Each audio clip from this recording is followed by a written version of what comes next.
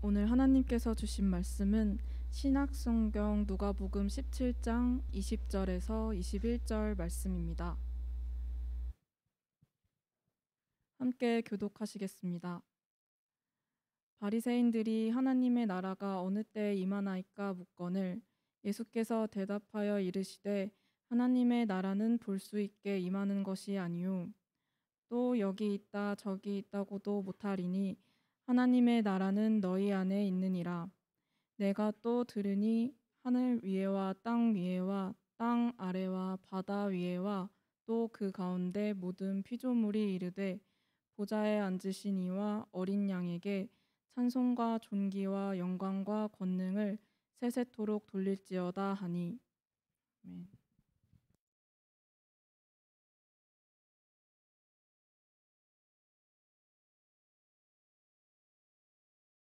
기도하겠습니다. 사랑이 많으신 아버지 하나님, 오늘도 우리에게 주신 거룩한 날, 우리가 아버지 앞에 예배드리기 위해 나왔습니다. 하나님 나라 백성으로, 하나님 나라의 자녀로, 아버지의 아들, 딸로 이 시간에 아버지 앞에 섰습니다. 성령님, 우리 한 사람 한 사람이 역사하여 주시고 우리를 어루만져 주시고 주님의 말씀으로 우리의 영과 우리의 지혜를 깨워 주시옵소서. 이 자리 가운데 함께 하실 주님을 기대하며 예수님 이름으로 기도합니다. 아멘.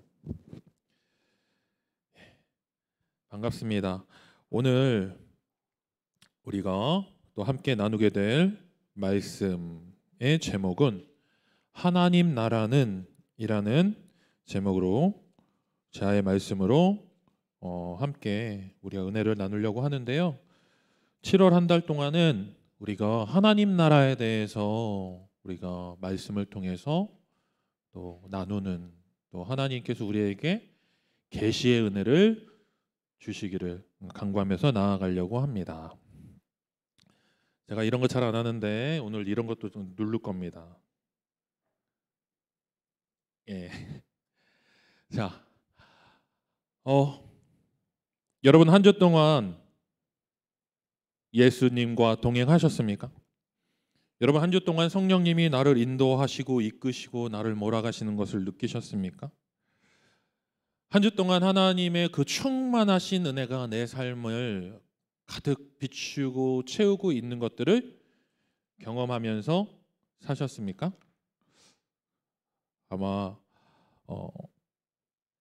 우리는 온전히 하나님을 느끼지 못하고 온전히 하나님의 손길을 경험하지 못하고 오히려 세상 가운데에 우리가 겪을 수 있는 힘든 상황들과 시련들을 다 온몸으로 겪으면서 마음으로 겪으면서 한 주 동안 살다가 이 자리에 왔을 수도 있습니다. 어떻게 와요? 이렇게 온 게 아니에요. 이렇게 왔을 수도 있죠. 막 질질 끌고서 몸을. 제가 이런 것도 하네요. 자, 여러분, 그런데 우리가 그렇게 사는 것이 과연 하나님이 우리에게 바라시는 것일까? 하나님이 우리를 택하심, 하나님이 우리에게 은혜 주심이 우리에게 여전히 한 번도 쉼없이 작용하고 있는데 우리가 그렇게 사는 것이 맞는가? 라는 질문을 한번 해봤으면 좋겠습니다. 그리고 오늘 이 주제를 가지고 우리가 함께 말씀을 나눌 때에 다시 한번 힘을 얻을 수 있기를 바랍니다. 다시 한번 우리가 힘을 얻고 나아갈 수 있기를 바랍니다. 하나님 나라의 관점이라고 했는데 관점 빼고 하나님 나라는 이라는 주제를 가지고서 오늘 말씀을 한번 나눠보도록 하겠습니다. 아까 한 절을 더 읽은 것 같아요. 그죠? 그죠? 네. 누가복음 17장 20절 21절을 우리가 같이 읽었는데요. 다시 한번 읽어보도록 하겠습니다. 누가복음 17장 20절에서 21절인데 좀 같이 읽었으면 좋겠습니다. 누가복음 17장 20절에서 21절 말씀, 21절을 같이 읽으면 좋을 것 같아요. 제가 20절 읽을게요. 바리새인들이 하나님의 나라가 어느 때에 임하나이까 묻거늘 예수께서 대답하여 이르시되 하나님의 나라는 볼 수 있게 임하는 것이 아니요. 시작.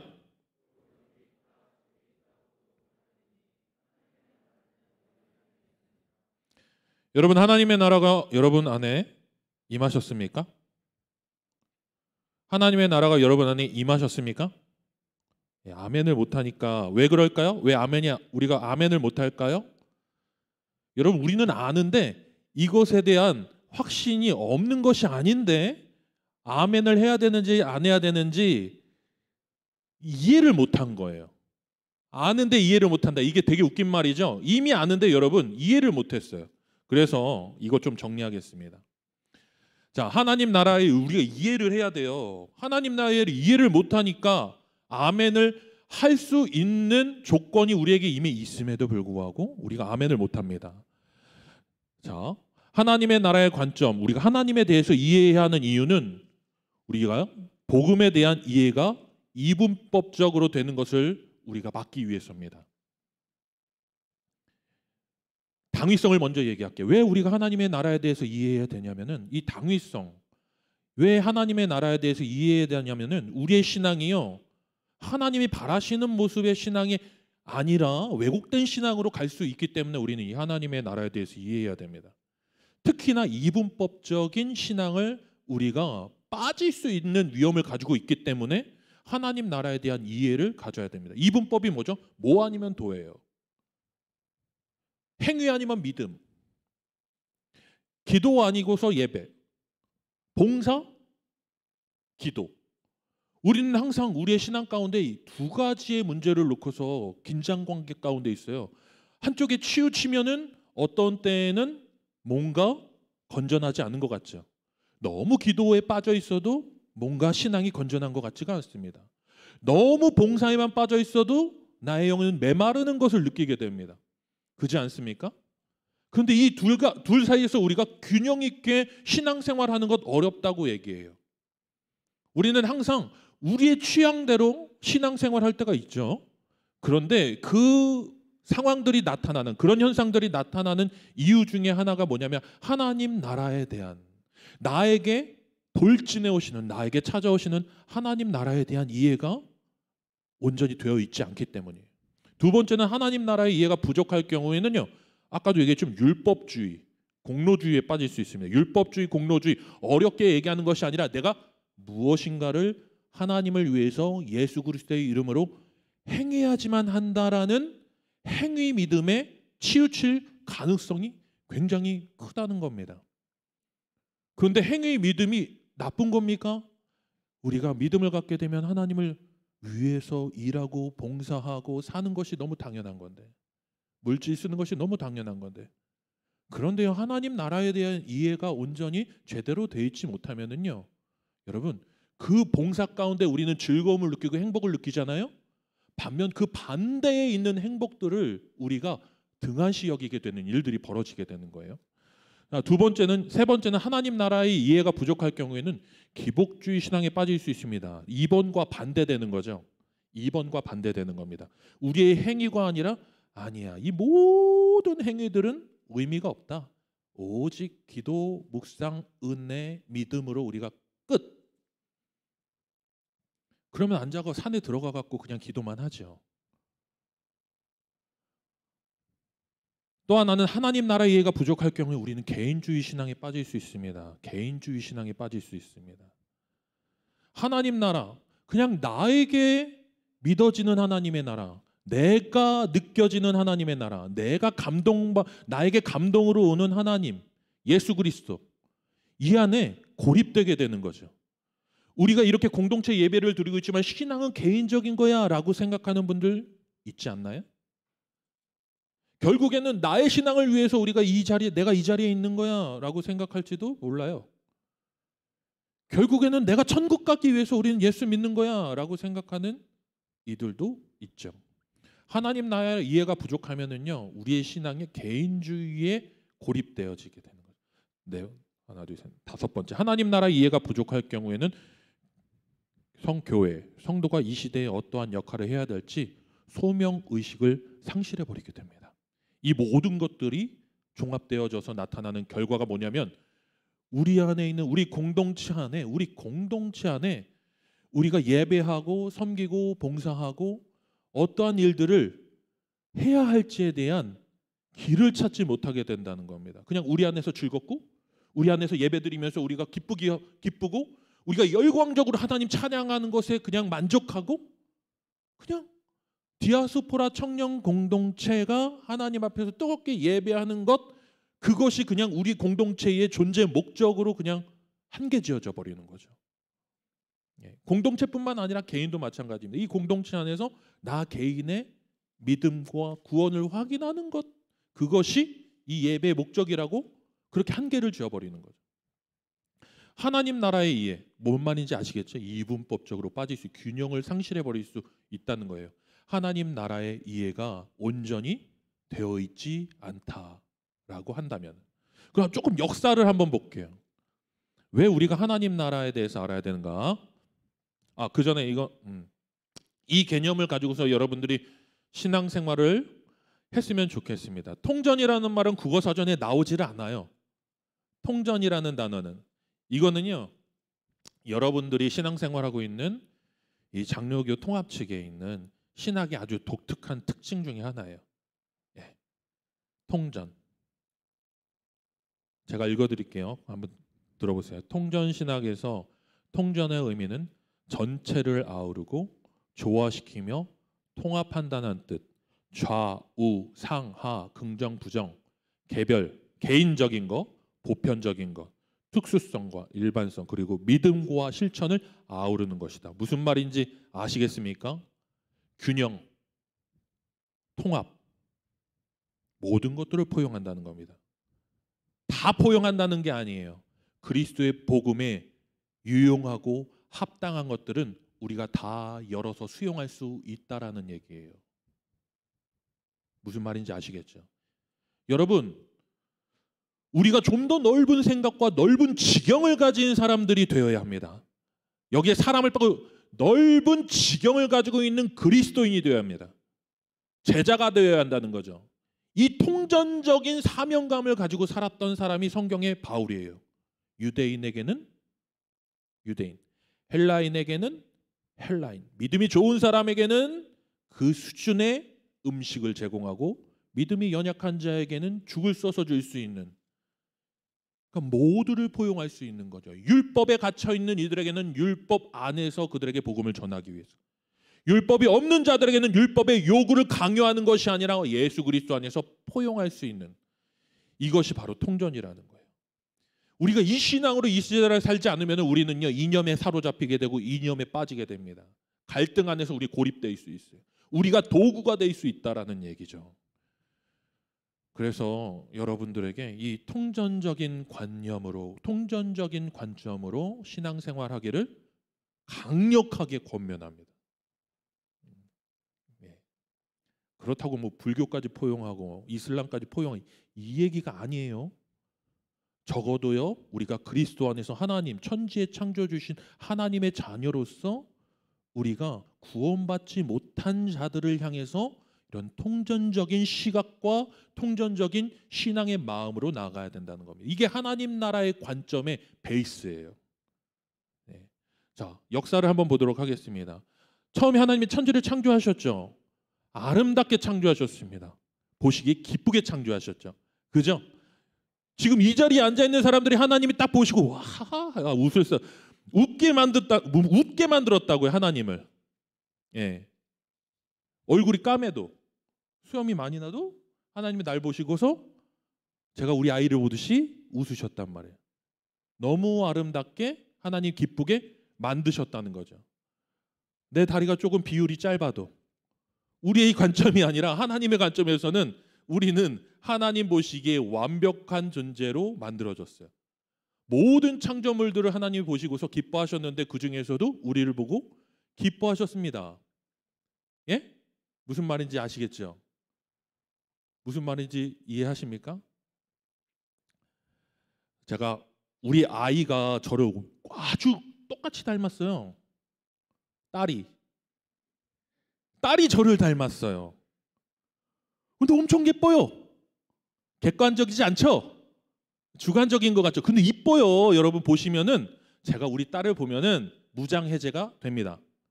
그런데 우리 딸이 아주 안타까운 일이 생겼어요. 나중에 알게 됐어요. 발가락 모양이 저를 닮은 거예요. 여자아이의 발가락이 아니에요. 남자아이의 아주 뭉직한 발가락 모양인 거예요.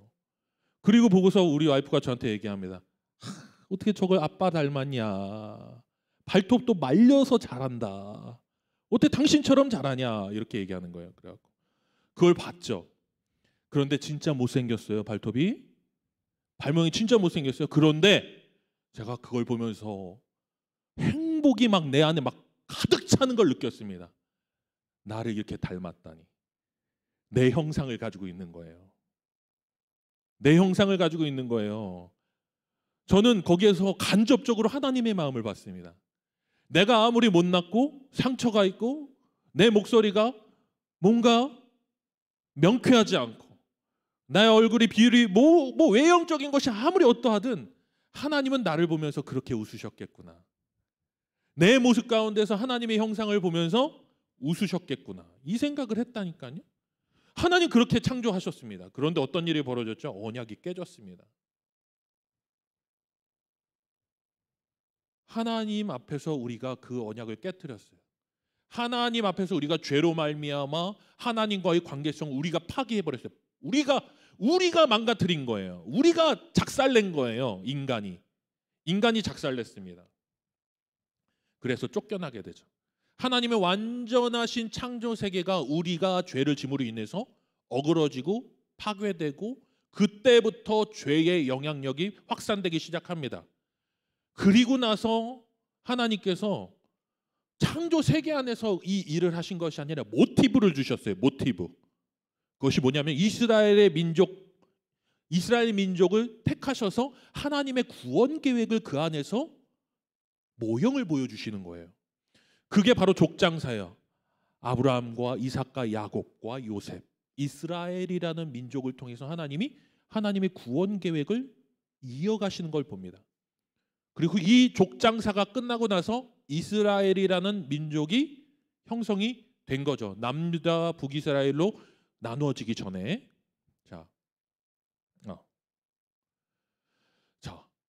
그리고 나서 이 가나안 땅에서의 언약 깨짐이라는 것은 이미 가나안 땅의 민족을 이루고서 나라를 이루고 이스라엘의 민족이 되었을 때에 하나님께서 그 언약을 아브라함의 언약을 기억하시고 애굽에서 나오게 하시고 그리고 이스라엘이라는 민족을 족장을 통해서 민족을 이루게 하시고 다윗의 왕조를 이어가시고 그 과정 가운데서 그 나라가 나누어지게 되는 이 과정 가운데에 어떤 일이 벌어지냐면 언약이 깨져요. 어떤 언약이 깨지냐면은 하나님이 이 민족을 통해서 하나님 백성과 그들의 하나님이 되시겠다고 하는 그 언약이요. 또 깨지는데 누구 때문에 깨질까요?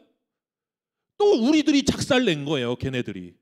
이스라엘 민족이 하나님의 언약을 작살낸 거는 아까도 얘기했지만은 이 이스라엘 민족 안에서 이루어지는 모든 역사는요. 모티브예요. 인간의 죄로 인해서 하나님과의 언약이 깨지는 것들을 우리가 이스라엘 역사를 통해서 하나님이 보시는 거예요. 그리고 이 깨진 관계를 회복시키시는 하나님의 역사를 우리가 이 안에서 그리스도의 세계 안에서 이제 보는 겁니다. 깨졌어요. 또 깨졌어요. 어떻게 깼냐? 하나님 앞에서 바람 피인 거예요. 하나님 앞에서 바람을 폈습니다. 여러분 내 앞에서 바람 피면 어떻게 해요? 가만 놔둬요?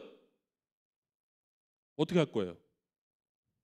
여보 안 돼요 그러면은 이렇게 합니까? 큰일 나는 거죠. 작살 나잖아요. 그런데 하나님이 깨신 게 아니라 이스라엘 민족이 먼저 깼어요. 언약을 깼다고요. 네, 신실하신 하나님은 언약을 지켜가십니다. 그리고 새 언약을 주셔요. 그게 바로 예수 그리스도예요. 예수 그리스도. 자, 그 예수 그리스도의 오심을 우리가 초림이라고 얘기하고 예수 그리스도께서 다시 십자가에 달려 부활하시고 승천하시고 다시 오실 그때를 재림이라고 얘기하죠. 그죠? 아시잖아요? 초림과 재림이에요. 그 중간의 이야기가 바로 하나님의 나라를 우리가 이 중간에 살고 있는 우리가 바로 하나님의 나라를 살고 있는 자들이라는 거예요. 하나님의 나라가 우리 안에 이미 임하였느니라라고 얘기했던 아까 우리가 읽었던 그 누가복음의 말씀은요, 바로 예수 그리스도께서 육신을 입고 이 땅 가운데 오심으로 새 언약으로서 우리에게 오신 그 사건을 얘기합니다. 이미 예수 그리스도께서 이 땅 가운데 우리에게 오셨다라는 얘기죠. 바리새인들이 그 질문합니다. 하나님의 나라가 언제, 어디, 어느 곳에 임합니까? 라고 얘기할 때 그들이 얘기한 것은 다윗의 왕조의 새로운 실현, 바실레이야. 그러니까 다윗의 왕조의 새로운 왕권이 어느 때에 임하겠습니까? 우리를 구원할 그 강력한 현실 세계의 권력과 통치 세력이 어느 때에 오겠습니까? 이 얘기였다면은 예수님께서는 이미 너희 안에 임했다, 너희 안에 침투했다. 세례요한이 얘기하죠. 침노 침입했다라고 얘기하잖아요. 이미 오셨다는 거예요. 바로 예수 그리스도 그분을 얘기한다는 거예요. 그러니까 왕권이라는 이 하나님의 나라라는 것은요, 뭐 세 가지로 얘기해요. 통치, 하나님의 통치, 하나님의 통치의 영향력, 하나님의 통치를 받는 백성, 뭐 여러 가지로 이렇게 구분을 하지만 가장 명확하게 얘기하는 한 가지는 바로 우리 안에 찾아오신 예수 그리스도. 그게 하나님의 나라예요. 무슨 말인지 아시겠죠? 하나님의 나라는 따라해 보겠습니다. 여러분 아까 제가 여러분 믿으십니까? 할 때 아마 하나도 못했잖아요. 그러니까 따라하라고 한 거예요. 하나님의 나라는 우리 안에 찾아 들어오신 예수 그리스도의 세계. 여러분, 하나님의 나라가 우리에게 임했습니까? 우리가 이것을 정리를 하지 못하니까 하나님의 나라가 임했습니까? 라고 얘기할 때에 쭈삣쭈삣하는 이유는 알고 있어요. 그렇지만 정리가 안 되고 이해가 안 되니까 아멘을 못했잖아요. 하나님의 나라는 우리에게 이미 침노했어요. 침입했어요. 자리 잡아 있어요. 그리고 우리 안에 역사하세요. 성령 안에서 역사한다는 거예요. 하나님의 나라는 이미 오셨습니다. 그런데 하나님의 나라 가운데 우리가 살고 있다고 얘기하는데 왜 우리는 하나님의 나라, 하나님의 영향력 안에 살지 못합니까? 라고 얘기할 때 이거 가지고서 지금 오늘날의 현대에 있는 수많은 신학자들이 논쟁합니다. 뭐 어쩌다 저쩌다 아직 완성되지 않았다, 완성으로 가고 있다, 이미와 아직과 뭐 수많은 신학적인 논리들이 있는데 우리는 통전적으로 봤으면 좋겠습니다. 이쪽 저쪽도 아니고 통전적으로 하나님의 나라가 우리에게 이미 왔습니다. 우리는 이미를 살고 있습니다. 그 아직을 향해 가고 있죠. 하나님의 나라, 올 하나님의 나라. 근데 이 올 하나님의 나라에 대해서 여러분 어떻게 생각하십니까? 이미 왔잖아요. 오신다고요? 이렇게 어떤 아주 위대한 신학자가 이렇게 정리해요. 하나님의 나라는 왔지만 아직 완성된 것이 아니다. 이렇게 얘기해요. 우리에게 찾아왔지만 완성된 것이 아니다. 그러면서 이렇게 예를 들었어요. 혹시 외국에 여행 가보신 분 계십니까? 있겠죠. 있는 것 같아요. 부럽습니다. 여행으로 외국을 가는 거. 그런데 외국 갈 때 여러분 어떻게 가죠? 가서 리저베이션 합니까? 가서 숙소를 예약해요? 여기에서 이미 예약을 해서 가죠. 이미 나는 그 숙소는 나를 위해서 예약이 돼 있는 거죠. 가서 우리는 그 숙소 안에서 누리는 거죠. 모든 것들을 즐기죠. 이미 예약이 돼 있는 거죠. 아직 출발 과정 가운데 있고 출발하는 중에 있고 아직 도착하지 않았다. 이렇게 이해를 시켜주시더라고요. 하나님의 나라는요, 우리가 세 가지 관점으로 봤으면 좋겠습니다. 우리에게 찾아오신 예수 그리스도, 내 안에서 내가 하나님의 나라로 온전히 세워지기 위한 우리는 과정 가운데 있는 거예요. 우리 개인적으로 놓고 볼 때.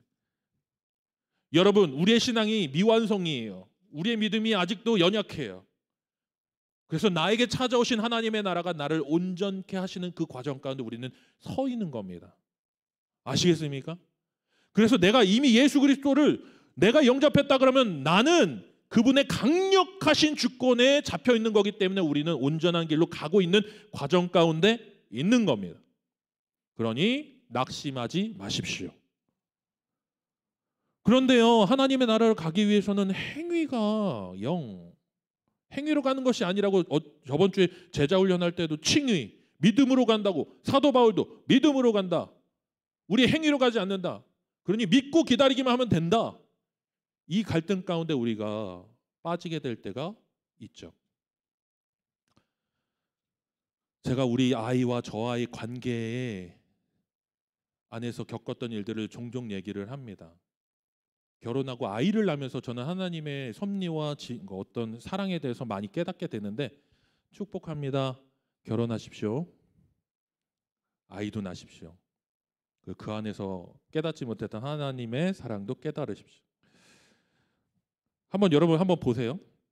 아침에 일찍 준비를 하고 막 와요. 샤워하고 머리하고 왁스 바르고 정장 입고 왁스 바르고 오는 거예요. 바르고 다 챙기고서 아침에 첫째 아이를 어린이집에다가 데려다주기 위해서 데리고 나와야 되는데, 제가 샤워를 다 끝내고 있으면 이미 우리 첫째 아이는 옷만 입고서 머리에다가 이렇게 슉슉슉 하고서 기다리고 있어요.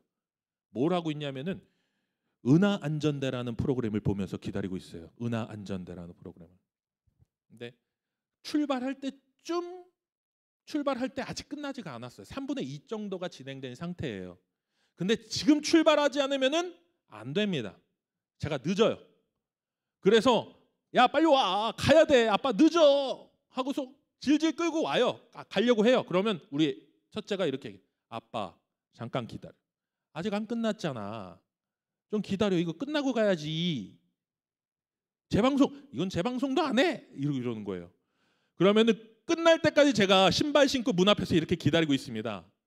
그러면 딱 끝난 다음에 지가 막 쓰고서 신발을 신고서 가자고 그러면서 막 먼저 내려가요. 내가 먼저 내려갈 거야. 그러면서 내려가요. 그러면은 아파트 주차장에 이면 주차가 돼 있어요. 이렇게 돼 있는데 이면 주차가 돼 있으면 차를 밀어야 돼요. 그런데 제가 차를 밀려고 하는데 우리 첫째가 아빠 기다려, 내가 도와줄게. 5살이에요.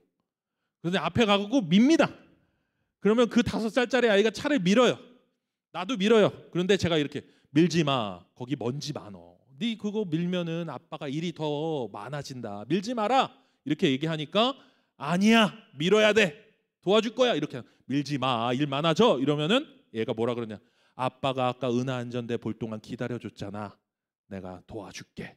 이러는 거예요. 그때에 내가 아이가 차를 밀게 합니다. 하나님이 우리에게 행위를 요구하시지 않는다. 우리의 행위로 하나님의 역사에 어떠한 큰 변화가 일어나진 않습니다. 그러나 하나님은 우리가 하나님을 향하여 결단하고 헌신하는 그 마음과 노력들을 그것을 통해서 영광을 받으세요. 내 행위가, 내 결단이, 나의 삶이 하나님의 놀라운 역사 가운데 아주 미미해요. 그렇지만 하나님은 그것을 통해서 놀라운 기쁨을 느끼신단 말이에요. 우리의 행위가 아무것도 아니라고요? 그렇지 않습니다. 하나님은 우리에게 믿음 안에서, 그리스도 안에서 행하라고 얘기해요. 여러분, 믿음과 행위는요, 그리스도 예수 사랑 안에서 아버지를 사랑하는 마음 가운데에 결코 떨어질 수 없는 거예요. 사랑하기 때문에 행하는 것입니다. 이게 하나님 나라가 우리 안에서 작용되어지는 원리예요. 조금 이해되셨나요? 성령께서 어떻게 역사하실까요? 여러분, 사도행전에 바울이요, 마지막에 예루살렘을 가겠다고 결심을 해요. 근데 마지막에 예루살렘을 가겠다라는 얘기는 죽으러 가겠다라는 얘기였어요. 내가 그리스도를 위해서 로마로 가야겠다라고 결심을 합니다, 바울이. 그리고 먼저 예루살렘으로 가요. 그런데 예루살렘으로 가는 길에 몇 군데를 들러요. 거기서 제자들에게 마지막 문안 인사를 하기 위해서 들립니다. 근데 빌립의 딸들이요, 예언을 해요. 예언을 하는 딸들이 있어요. 근데 그 예언하는 딸들이요, 바울에게 말을 전해요. 아가보라는 선지자가 있었는데 당신이 바울의 띠를 가지고서 퍼포먼스를 행했대요. 묶여서 끌려가는 이 띠의 주인이 이렇게 묶여서 이방인에게 끌려갈 것이다 라고 예언을 했어요. 그 빌립의 딸들이 바울에게 전합니다. 당신 예루살렘으로 가면은 이렇게 끌려갑니다. 당신 고난당합니다. 끌려가서 고초를 당합니다. 예언을 해줘요. 예언을 해줬어요. 그런데 이 예언을 들었으면 가지 말아야죠. 경고잖아요. 죽을 수도 있다는 얘기잖아요. 그런데 바울은 갑니다. 제자들이 강권합니다. 가지 마세요. 가면은 당신 고난을 당합니다. 또 다른 제자들이 바울이 성령이 이때는 또 성령이 감동하셔서 바울이 고난 당할 것을 또 다른 제자들을 통해서 바울에게 얘기해 줘요. 이쯤 되면 2번이나 얘기했으면은 경고, 가지마, 죽는다 이거잖아요. 우리 같았으면 안 갔죠. 저 문 밖으로 나갔는데 갑자기 미친 사람이 차로 돌진할 거니까 가지마 그러면 갈 거예요? 안 가잖아요. 근데 바울은 그들에게 얘기합니다. 나의 결심을 막지 마라. 이게 하나님의 뜻을 거스르는 걸까요? 하나님의 뜻을 거스르고 불신하는 거고 하나님의 계획과 반대되는 것으로 가는 걸까요? 근데 그 후로 바울이 예루살렘으로 가고 로마로 가는 과정 가운데 어떤 일이 있었습니까? 성령님께서 세밀하게 모든 과정들을 이끄시고 보호하시잖아요. 뱀에 물려도 죽지 않잖아요. 폭풍우 가운데서도 지키시잖아요. 뭐죠? 변덕스러운 하나님이십니까? 아니에요. 저는 제 아들에게서 느꼈던 그 하나님을 향한, 아버지를 향한, 아빠를 향한 자신의 고백이 바울의 고백과 비슷하고 하나의 맥락이라고 생각해요. 우리가 하나님 나라를 위해서 하는 모든 행위들, 작은 행위들이요, 의미 없는 것이 아니라 하나님은 그것을 허용하시고 그것으로 영광을 받으신다라는 겁니다. 여러분, 하나님 나라 무엇입니까? 내 안에 역사하시는 예수 그리스도, 그와 함께 동행하며 사는 것이 하나님의 나라입니다. 그리고 우리는 하나님의 나라, 완성된 하나님의 나라를 향해 가고 있어요. 그냥 나 하나가 말씀 안에서 계몽하고 깨어지고 우리가 성숙하는 것이 하나님의 나라의 목적, 진정한 목적 그거 하나만은 아니에요. 나를 통해서 이 세상이 하나님의 창조 질서로 회복하는 것, 이것도 하나님의 나라예요. 어그러지고 잘못되고 악이 득세하는 이 세상이 하나님의 사랑의 원리 안에서 개혁되어지고 변혁되어지는 것도 하나님 나라가 바라는 지향점이에요. 그리고 궁극적으로 이 모든 것들이 완성을 이룰 수는 없습니다. 우리가 궁극적으로 이루고자 하는 완성은 그리스도께서 재림하실 때에만 완성되어질 수 있다라는 거예요. 저 모든 것이 우리가 하나님의 나라를 보는 그 관점 안에 다 들어가 있어야 된다는 거예요. 이해되셨습니까? 여러분, 이것이 이해되는 것뿐만 아니라 내가 그 하나님의 나라를 살아나가는 자들이 될 수 있기를 바랍니다. 나 하나를 위해서만 하나님의 나라를 사는 것이 아닙니다. 그러나 나를 위해서 하나님은 모든 것들을 쏟아부으셨어요. 이 세상을 변화시키기 위해서 하나님의 나라가 우리에게 비전으로 주어진 것만은 아닙니다. 그러나 하나님은 우리 한 사람 한 사람을 통해서 세상을 변화시키셔요. 예수 그리스도, 인간의 몸을 입고 오신 예수 그리스도 한 사람을 통해 세상이 완전히 바뀌잖아요. 개벽하잖아요. 그러니까 여러분 한 사람 한 사람이 하나님의 나라를 도래하게 하는 놀라운 능력을 하나님이 여러분 한 사람 한 사람을 통해서 이루어 가신다는 거죠. 그러나 궁극적으로 우리가 바라보는 하나님의 나라는 하나님의 나라, 그 놀라우신 하나님의 나라, 초월적 하나님의 나라, 그 천국이 이 땅 가운데 오든 그날입니다. 이 모든 것들을 우리가 통전적으로 바라봐야 해요. 하나님의 나라를 사는 우리 모두가 될 수 있기를 바랍니다. 나를 통해서 하나님의 나라가 우리 주변에 내 옆에 세워져 나아가는 것들을 볼 수 있기를 바랍니다. 그리고 우리가 마지막 그때를 사모하면서 우리 주님의 재림을 바라보며 나아갈 수 있기를 바랍니다. 기도하겠습니다.